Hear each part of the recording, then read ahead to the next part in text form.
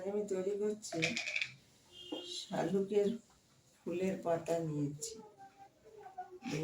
সর্ষে বাটা নিয়েছি, এটা কাঁচা লঙ্কা দিয়ে বাটা, কালো সর্ষে, হলুদ নিয়েছি, লবণ নিয়েছি, মিষ্টি মধ্যে বাইরের মধ্যেও তেলটা দিয়ে দিলে হয়।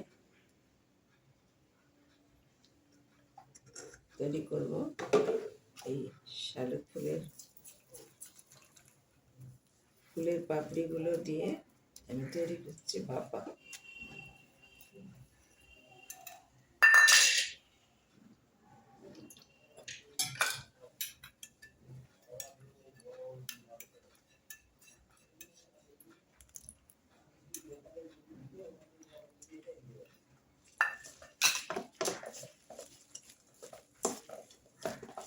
তেলের মধ্যে দিয়ে দিয়েছি, এবার আমি ঢাকা দিয়ে দেবো।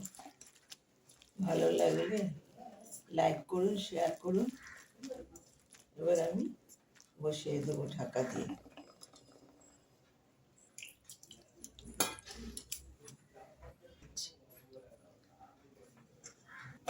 ঢাকা দিয়ে দিচ্ছি, এটা ঢাকা দিয়ে দেবো।